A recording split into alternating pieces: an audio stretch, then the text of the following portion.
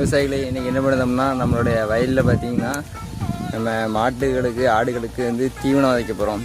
நாங்கள் எப்படி விதைக்கிறேன்னு காட்டுறேன். விவசாயிகளை இது என்ன பார்த்திங்கன்னா குச்சி, அதாவது இதை ஊனியாச்சுன்னா பார்த்திங்கன்னா குப்புன்னு நல்லா தழுத்து வரும். ஒரு 4-5 குச்சி மட்டும் அறுத்தாச்சுன்னா போதும், சூப்பராக இருக்கும்.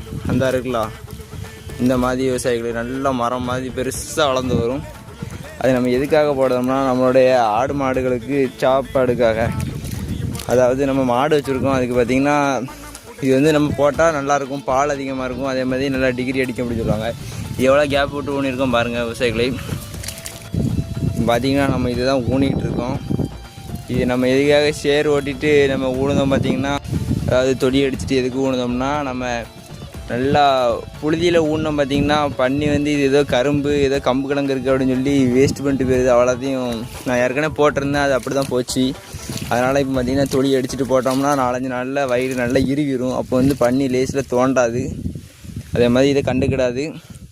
அதான் விவசாயிகளே நம்ம இப்போ தொடி அடித்து ஊனிகிட்டு இருக்கோம். பார்ப்போம், ஒன்று ஒரு 4-5 நாளில் பார்த்திங்கன்னா லேஸாக தளர் விடும். அதுக்கப்புறம் ஒரு 30 நாளில் பார்த்திங்கன்னா இதை அறுக்க ஆரம்பிச்சிடலாம். சூப்பராக இருக்கும்.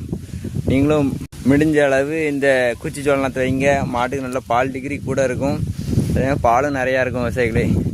சரி, உங்களுக்கு யாராவது குச்சி வேணும்னா சொல்லுங்கள். நம்ம வந்து இப்போ தான் ஊன போகிறோம். இன்னும் கிட்டத்தட்ட கொஞ்சம் ஒரு 40 நாளுக்கு அப்புறம் யாராவது வேணும்னா சொல்லுங்கள், அவங்களுக்கு ஏதாவது ரெடி பண்ணி யார்கிட்ட கேட்டனாலும். சரி விவசாயிகளே, நம்ம சேனல் பிடிச்சிருந்தா சப்ஸ்கிரைப் பண்ணிக்கோங்க. சரி, பாய், அடுத்த வீடியோவில் பார்க்கலாம்.